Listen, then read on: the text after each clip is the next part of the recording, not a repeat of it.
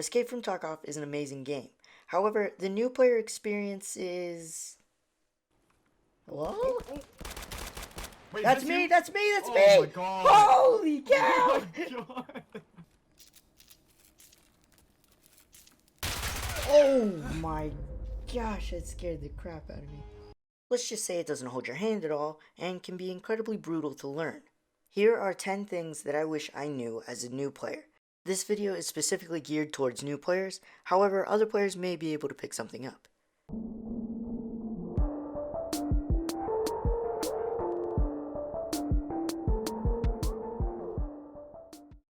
The maps in Escape from Tarkov can be quite complicated, with spawn and extraction points scattered throughout the whole map. As a new player, this can be a bit overwhelming. That's why my first tip would be to bring up the maps that you're going to play on. For an example, here's customs. You can see the green circles are extraction points, and the green arrows are spawn points. As you play the map more and more, this will no longer be a problem. However, when you're starting out, it's super helpful. My suggestion would be to download all the maps and put it on a second monitor or on your phone, that way you can reference it quickly without having to tab out of the game. I'll have links in the description with all the maps that are in the game currently. Offline mode in Escape from Tarkov can be a super great way to explore and learn a map without any fear of losing your gear. To access offline mode, simply hit Escape from Tarkov, choose your main character or PMC, choose the map you want to go to. Go ahead and skip this no map warning. It's not very helpful and the in-game maps are not useful at all. Here on this screen, there's a checkbox marked Enable Offline Mode. Simply click this and then choose if you want PvE. PvE is the inclusion of scavs, so if you enable PvE, you will also spawn in with scavs, which can be a great way to figure out how to deal with it. However, if you're just trying to explore the map, simply leave this unchecked and you'll have nothing to worry about. Ever wonder why your enemies always seem to be ready for you way before you can see them? Well, that's probably because you're making way too much noise. Sound in this game is super important, and it's the easiest way to get yourself killed. You can see and adjust your sound settings on the bottom left. See how there's this volume bar? You can manually edit that by scrolling the mouse wheel, or you can tab it by clicking the caps lock. Doing this while near enemy players will allow you to sneak up on them, which will give you the upper hand in a fight. Health in this game is different from other first-person shooters. Instead of one health pool, you have 7 different regions, each with their own. You have your head, thorax, stomach, arms, and legs. If your head or thorax gets zeroed out, then you die. However, other parts can be zeroed out and only apply status effects.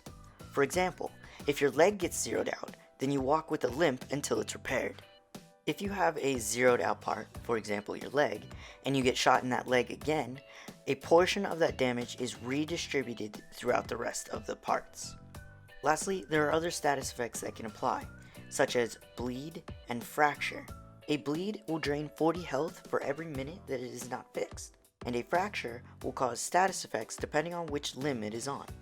Now that you understand all the ways you can die in this game, how about I teach you how not to die? Meds are a little complicated, however, they break down into 4 basic concepts. You have your A2, otherwise known as cheese, which will heal you. You have your bandage, which will stop bleeds. You have your splint, which will heal fractures. Then you have your CMS, which will heal a zeroed out limb. There are also a couple items in the game that do multiple things, such as the Salewa, which will heal as well as stop a bleed, so be on the lookout for those. There are 8 dealers in the game right now. One of them you have to unlock through tasks, but we won't worry about that for right now. Dealers early game are going to be your best source of making money. Each dealer can buy and sell different things, with some of them having overlap. For example, Prapper and Mechanic will both buy guns and gun parts, however, you can make more money selling them to Mechanic than you could Prapper. The order that you want to sell to dealers is first Therapist, as she'll give you the best price for everything, then Skier, and finally Mechanic. There are a few items where this will not be the case, however, for the large majority of the time, this will work. A quick tip here, whenever you first start the game, all of the objects that the dealers sell are going to be grayed out and you need to inspect them. Inspecting objects gives you XP, and it's a super quick way to get to level 2 very quickly. The shortcut to inspect an item is hover over it and click the center mouse wheel. Tasks are by far the quickest way to level up in this game currently. However, finding them as a new player can be a little tricky. To find tasks, simply go to a dealer, and then up on the top, click the Tasks tab. Now, Prepper and Therapist will both have tasks for you level 1. The rest of them, you need to wait until you level up a little more. Skills level up passively through different actions in-game and can offer you a huge advantage. To find your main character skills, go to the character screen and click on the Skills tab on the top left. Here you can see each of the skills and the different buffs that they provide to you. Your main character and your scab both have skills, however they are separate. The way that skills level up is through actions while in raid. For example, for metabolism, it levels up every time you eat or drink something. As a new player in Escape from Tarkov, it can be difficult to understand the importance of ammo in this game. However, many gunfights are won or lost depending on what kind of ammo you're using. A streamer by the name of No Food After Midnight created an awesome beginner-friendly list where you can compare all the different kinds of rounds and decide which ones will work best for you. I'll have a link in the description of the full list. The Flea Market is where players can buy and sell any of the items they find in-game. However, as a new player, until you hit level 5, you may not even know this exists. There are a couple of items in the game that sell way more on the Flea Market than they do to traders. For example, one of my friends early on found a blue key card and sold it to a trader. However, if he had waited till he unlocked the Flea Market, he could have sold it for around 5 million. My suggestion would be keep a hold of any key cards or keys until you unlock the Flea Market, check the price of them, and then go from there. Thanks all for watching. If you did find any of these things helpful, be sure to hit that subscribe button.